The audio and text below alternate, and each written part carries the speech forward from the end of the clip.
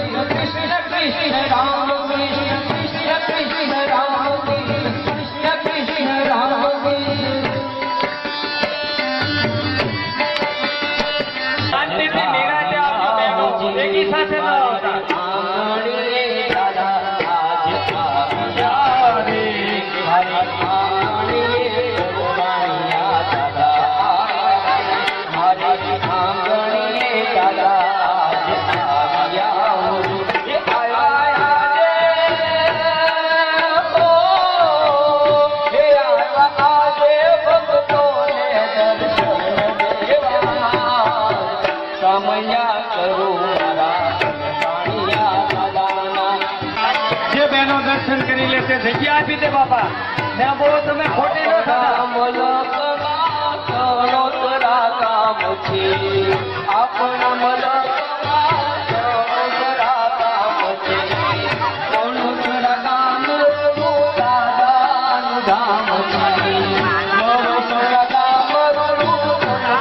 દર્શન તમે કરી લીધા છે તેનો ત્યાંથી હાલવા માંડો બાપા.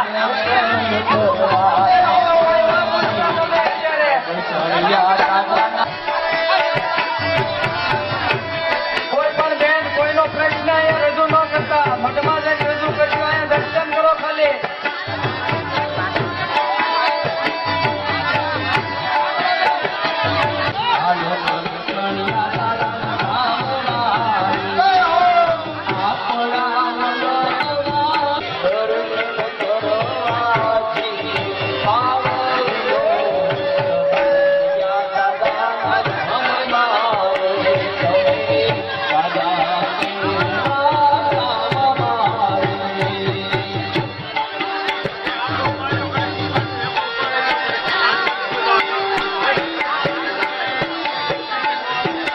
દાદાને દૂધ પાઈ દેવાનો. બહેનો શાંતિથી બેસી જાઓ. દાદા મંદિરમાં બેસી ગયા છે. શાંતિથી બેસી.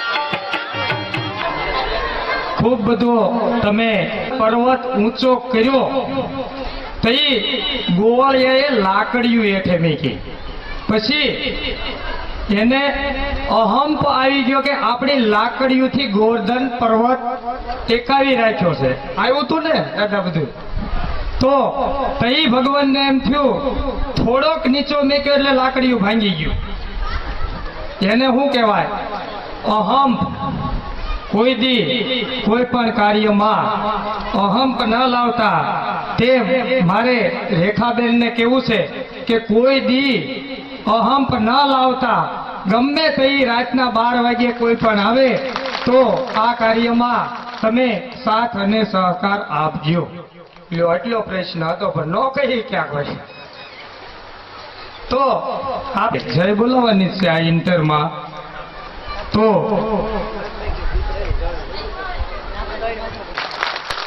કૃષ્ણ ભગવાનમાં કેમ કોઈ આગળ નથી બોલતું? કૃષ્ણ ભગવાનમાં 5100 રૂપિયા છે. કોઈ આગળ કેમ વધતું નથી? તેવી જ રીતે પોથીજીનો બોલ 40,000 રૂપિયા છે. આજે 5 વાગે જઈ. હાલો હાલો બરોબર 10 મિનિટ જવા દે. બીજું કે અહીંયા એક ઠાકરના પૂંજારી આમલાવાળા કૃષ્ણ ભગવાનનું નૃત્ય બહુ સરસ કરે છે. પણ તે કાર્યક્રમ આપણે કૃષ્ણ લગ્નમાં રાખેલ છે. તાળીઓ નથી પાડતા, એ મફત આવે. તો એ આપણે બધી મોજ કરવાની પણ કૃષ્ણ ભગવાનના લગ્નમાં. તો ક્યાંથી તું આવ્યો છો? બોલો, અમારો વારો જ નહીં થવાનો. પોથીજીનો બોલ 51,000 રૂપિયા. તો કૃષ્ણ કનૈયા લાલ કી જય. વૃક્ષમણીના યજમાનમાં 4,000 રૂપિયા. કૃષ્ણ ભગવાનના યજમાનમાં 5100 રૂપિયા. જે યજમાનની જય બોલ છે તેમને તેમનું બાળક જ શણગારીને લાવવાનું છે. અહીંયા કઈ નોખું બોખું નથી કરવાનું. એટલે એ ચોખવટ કરી દઉં. વૃક્ષમણીજીના યજમાન હોય તો તેમને તેમની વ્યવસ્થા કરવાની, તેમના બાળકની દીકરીઓ બે રાખવાની. બે સાંભળી લેજો. કૃષ્ણ ભગવાનના યજમાન હોય તો તેમને પણ તેમના ઘરે દીકરી જ તૈયાર કરવાની. એ સેટિંગ અમે કરી દઈશું, પણ પોતાની જ દીકરી. અહીંયા બીજો નવો બોલ નહીં. ઘણાય પૈસા ગામે આપ્યા, જલસા કરો, મોજ જ કરવાની. એકાદો રસોઈ વાળો જે આજે હાંજનું કહી દે ને તો હજી અત્યારે પેક કરાવી દો. સાંજે હોય ઢીલા પડી ગયા. પહેલા જ કહેતા હતા હું રહી ગયો. કોઈ કાલથી તૈયાર જ નથી થતું હાંજમાં. બોલો, જવાનો તો હોય એકને ઘરે. હા, એક પરિષદી લીધા વગર ન જાય, પણ તૈયાર થઈ જાવ કાલે હાંજે હોય તો રસોઈ દેવી એમ. કારણ કે હામો એવો આવી ગયો ને કે નો આ કરે તો કરે, બધું કરે એમ. એટલે કોઈ નહીં બોલે હવે. તો આજનું શરબત મુકેશભાઈ ખીમજીભાઈ શેલાણા ધાગણકુંડાવાળા તરફથી છે. તેવી જ રીતે प्यार से बोले श्री सांढीड़ा महादेव की जय। नमः पार्वती पतये हर हर महादेव।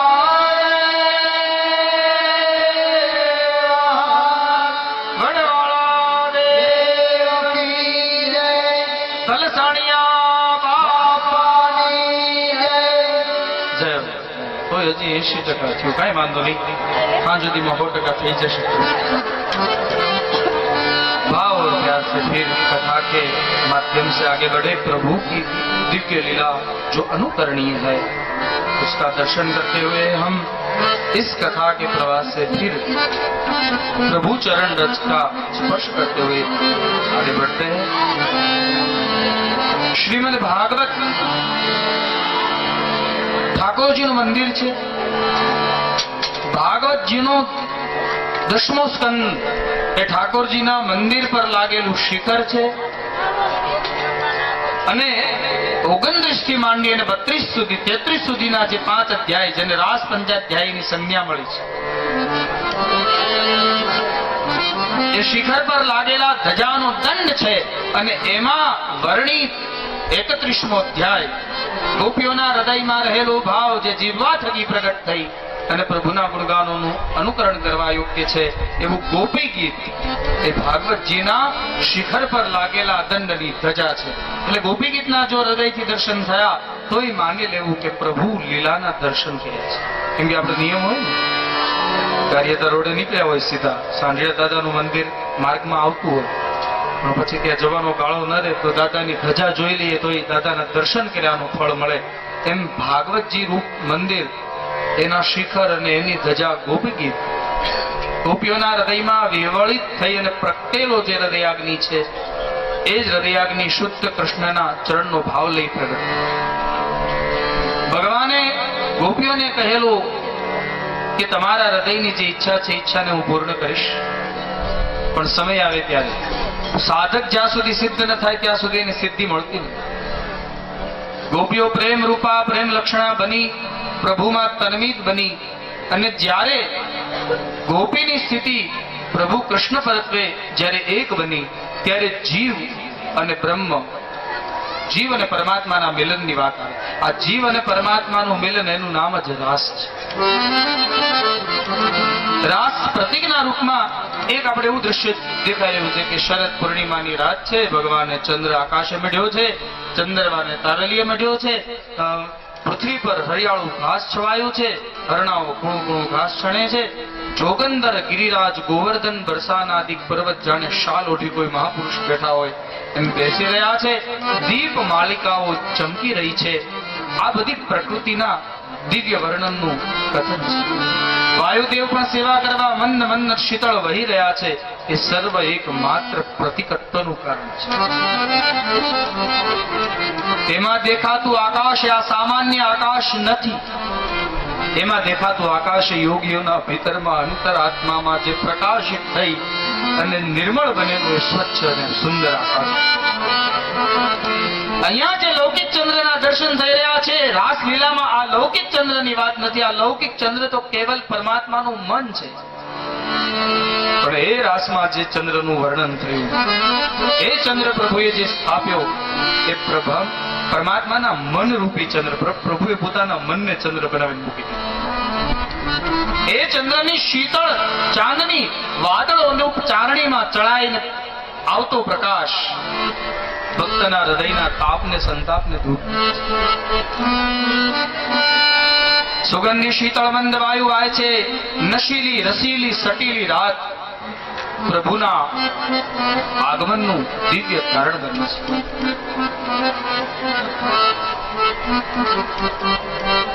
જીવ સૂતો જ છે, જીવ જાગી ક્યારે?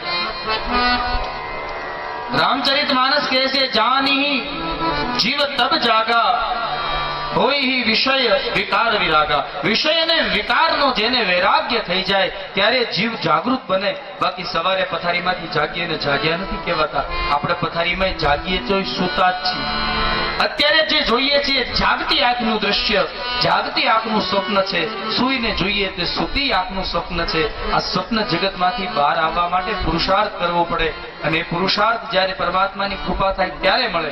અને એ પુરુષાર્થે જ્યારે જાગીએ ત્યારે પ્રભુની અનુભૂતિનો આનંદ આવે. એ જ પ્રભુની અનુભૂતિનો આનંદ, એનું નામ જ રાસ.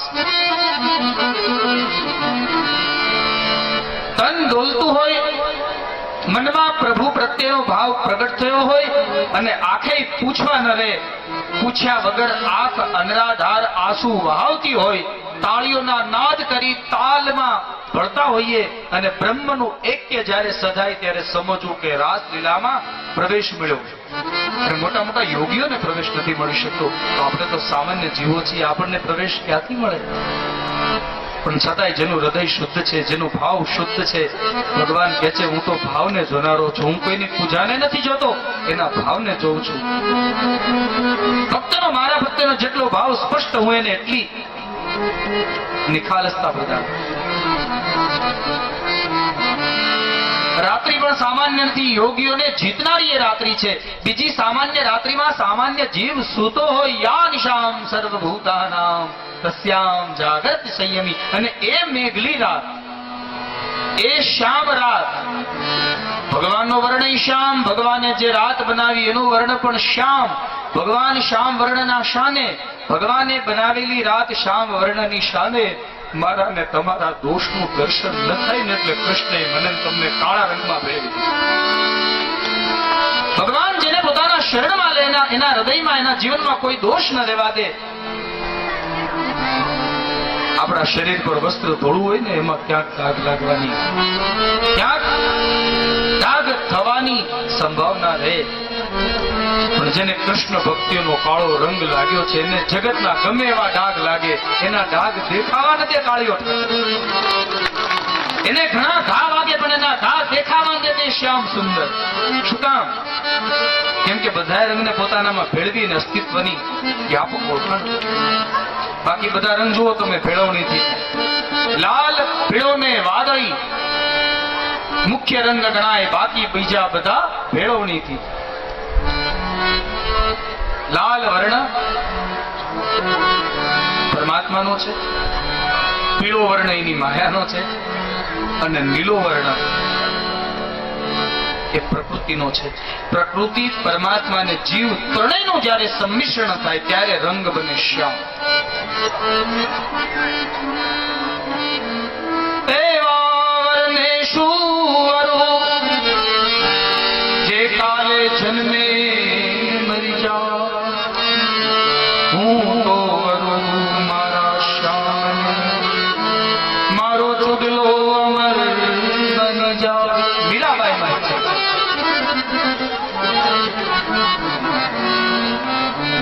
ચુંદડીઓ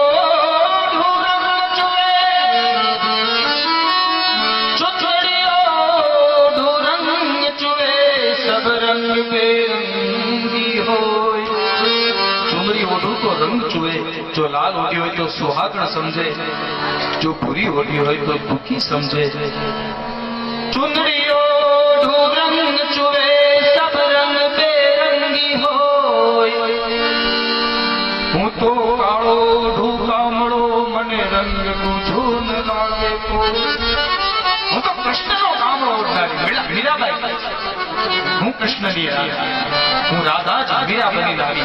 શા માટે? કૃષ્ણ ભક્તિની ઓળખાણ દેવા, કે કૃષ્ણ ભક્તિમાં ભક્તે કેટલી હદ સુધી જવું પડે. આ સમાજ તમને કૃષ્ણ ભક્તિ કરતો જોશે ને, ઝેરના પ્યાલા તમારી સામે ધરી દેશે. શું કામ? તમારી પરીક્ષા કરવા ઝેરના પ્યાલા ધરી દેશે. પણ એ ઝેરના પ્યાલાને ભગવાનને ધરીને પીએ તો અમૃત એને કરવા આવવું પડે છે. અને એ અમૃત તત્વ આપણને પ્રાપ્ત થાય, અને પછી એ જે ઝેરના પ્યાલા ભગવાનનું નામ લઈને પીવાય, અને એ ભૂટ્ટા અંદર ઉતરે.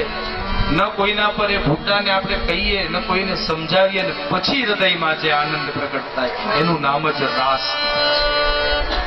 બીજી બધી તૃષ્ણાઓ, આકાંક્ષાઓ બધું છૂટી જાય. કૃષ્ણ પ્રત્યેનો પ્રેમ જ્યારે હૃદયમાં, જીવનમાં જાગૃત થાય ત્યારે સમજવું કે હવે રાસલીલામાં પ્રવેશ મળ્યો છે. ત્યાં સુધી રાસલીલામાં પ્રવેશ ભગવાને ગોપીઓને બોલાવવા માટે, હવે યોગીઓને જેમ બોલાવવા માટે ભગવાન નિર્મળ વાતાવરણ ઊભું કરે એમ ભગવાનને ગોપીઓને બોલાવવા માટે નિર્મળ વાતાવરણ ઊભું કર્યું. ત્રિભંગી લલિત ત્રિભંગી બન્યા. ડાબા પગની આટીએ જમણા પગને ચડાવ્યું. કેળેથી વાંકા, ખભેથી વાંકા, મુખ વાંકું. અધર પધરાવ્યા મોરલી પર. મોરલીના છિદ્રને પોતાની આંગળી વડે એના છિદ્રોની સેવા કરી અને ભગવાનને કર્યો વેણુનાદ. બ્રહ્મની વેણુ આવી, પણ આ બ્રહ્મની વેણુ કોને સાંભળી છે? જે અધિકારી ભક્તો હતા એને. બાકી દૂરદર્શન રેડિયો પ્રસારણમાં લાઈવ પ્રસારણ ચાલુ જ હોય, પણ જેના રેડિયો આવવાનું હોય ને એને જ નેટવર્ક આવે અને એમાં જ ચેનલો પકડાય. એમ કૃષ્ણની વૃંદાવનમાં વાગેલી વેણુ એવા જ જીવોને સંભળાણી કે જેનું જેનું ચિત્ત જાગૃત હતું, જેનું મન પ્રભુમાં હતું, જેનું મન પ્રભુમાં હતું એ બધાએ પ્રભુની દિવ્ય વેણુનાદને સાંભળી અને ભગવાનની વેણુનાદને સાંભળી પછી કોઈ ઉભા ન રહ્યા. લૌકિક કામ માટે ગોપીઓ છે જ નહીં. કોઈ ઘરમાં છાણ લીપતી હતી, ભગવાનની વેણુ સાંભળી દોડી એમને. હાથના કંકણ પગમાં પહેરી લીધા, ઝાંઝર ભૂલાઈ ગયા પહેરવા. કાનના કુંડલ નાકે પહેર્યા, નથડી ભૂલી ગયા. કોઈ ગોપી અંગરાગ લગાડતી હતી. અંગરાગ એટલે પાવડર હાથનો, પોન્સ ને પ્રિન્સ ને જે કઈ કઈ અંગરાગ લગાડતી હતી. પણ ભગવાનની વેણુનો નાદ થયો તે અંગરાગનો ડબ્બો પડ્યો રહ્યો, કંકુનો ડબ્બો હાથમાં અને ઘસીને લગાડ્યો છે. એક તો કાળી ચુંદડી અને એમાં મોઢા ઉપર લાગેલો અંગરાગ. તેમ લાગ્યું પોસ્ટ ઓફિસના ડબ્બા દોડી આવે કે શું. આવી ગોપીઓ ચિત્ર વિચિત્ર. કોઈ ગોપી પોતાના બાળકને સ્તનપાન કરાવતી હતી. ભગવાનની વેણુનાદને સાંભળી બાળકને મૂક્યું પડતું દોડી ગઈ છે. કોઈ સાસુની સેવા કરતી દોડી ગઈ છે, કોઈ પતિની સેવા કરતી દોડીને ગઈ છે. પતિ સુતાન વય ભ્રાતૃ બ્રાહ્મણ, પતિ સૂત ભ્રાતૃ બાંધવ બધાયનો ત્યાગ કરી ગોપી નીકળી ગઈ. શા માટે? ગોપીઓને કઈ મનમાં એવું નહોતું કૃષ્ણ બોલાવે છે એટલે જઈએ છીએ નહીં. એને ભરોસો હતો કે હવે મારા પરિવારને મારી જરૂર નથી, મારા પરિવારની જવાબદારી મારા કૃષ્ણની છે. અને જવાબદારી કૃષ્ણને સોંપી એટલે ગોપી બધું ઘર છોડીને નીકળી શકે મેઘલી રાતે. બાકી તાકાત છે કોઈ નીકળી શકે ઘર છોડી? આપણે જ્યારે કોક પૂછે એટલે કહીએ આ ગાડી તો કે ઠાકોરજીની, આ બંગલા તો કે ઠાકોરજીના, બધું ઠાકોરજીનું. પણ પત્નીનું નામ આવે એટલે તરત આપણે અટકી જઈએ, ત્યાં બ્રેક લાગે. એ તો વીરપુરનો જલારામ બાપો બોલી ગયો તો કે લઈ જા. પણ ભગવાન માગવા આવે એની જાણ ભક્તને થાય. ભક્ત ભગવાનને ઓળખી જાય પછી ભક્ત વિચાર ન કરે આપવા. જેમ બલિ પાસે ભગવાન વામન માગવા આવ્યા અને બલિ રાજા પાસે વામને 3 ડગલા જમીન માગી. ગુરુ શુક્રાચાર્ય બહુ ના પાડી, રહેવા દે તારું બધું લૂંટાઈ જશે. ત્યારે બલિ એક જ બોલી શક્યો કે જેની ભક્તિ પામવા માટે આખું જીવન સમર્પિત કર્યું છે અને એ જ પરમાત્મા આજ મારા આંગણે કંઈક માગવા આવે અને હું એને કંઈ ન આપી શકું તો હું ભક્ત શાનો? એમ ભગવાન આવે ને જે પોતાનું સર્વસ્વ લૂંટાવી શકે, જેને પછી કોઈની પરવા ન હોય. પરવા નહીં જગ કી અટકી ગતિ નયન કી, અબ બાવરા હો ગયા મન, સબ જગ શ્યામ કા ઠિકાના. જ્યાં જોવે ત્યાં એને કૃષ્ણના જ દર્શન ને કૃષ્ણની જ અનુભૂતિ થઈ શકે ને એ જ આ બધું સર્વસ્વ છોડી અને નીકળી શકે. બાકી આપણે મંદિરે જઈએ ને, ઘણા મંદિરે જાય એટલે શું કરે? ઠાકોરજીનું મંદિર સામું હોય, ઠાકોરજીની મૂર્તિ સામે હોય, આ બાજુ દરવાજો હોય, એની બરોબર સામે ચપ્પલ ઉતાર્યા હોય એટલે હાથ જોડી તમેવ માતા ચ પિતા તમેવ બંધુ ચ સખા તમેવ. ચપ્પલમાં ધ્યાન જાય. જેનું ચપ્પલમાં ધ્યાન જાય, ચપ્પલને ભગવાનને માતા માને, ચપ્પલને પિતા માને.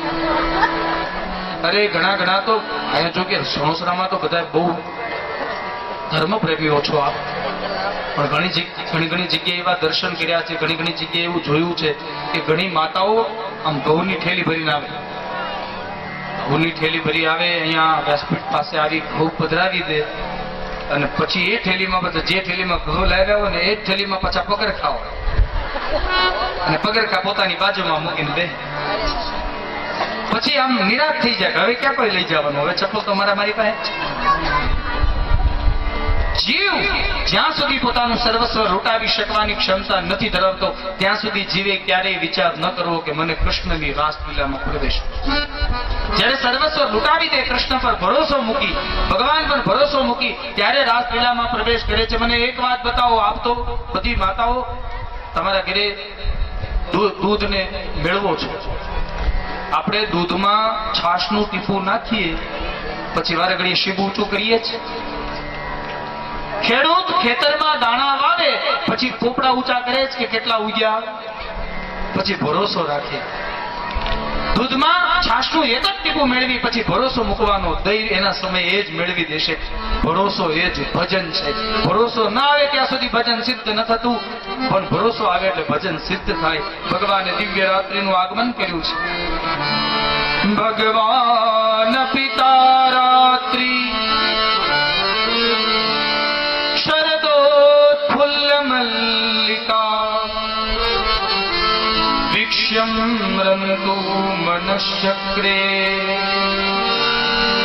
યોગ માયામુપાશ્રિત.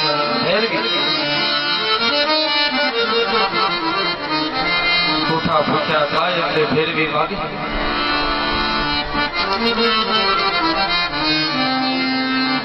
ભગવાને દિવ્ય રાત્રિનું આગમન કર્યું, બધી ગોપીઓને આવાહન આપ્યું છે.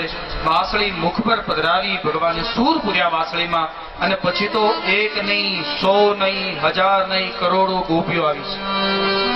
દેવતાઓને થયું મારે કૃષ્ણ હારે રમવું છે, તો દેવતાઓ ગોપી બનીને આવ્યા. એનું નામ દેવરૂપા ગોપી. પૂર્વ જન્મમાં ઋષિ બનેલા હતા, એને પછીના જન્મમાં પ્રભુ સાથે લીલા કરવી તે ઋષિઓ ગોપી બની આવ્યા, એ ઋષિ રૂપા ગોપી.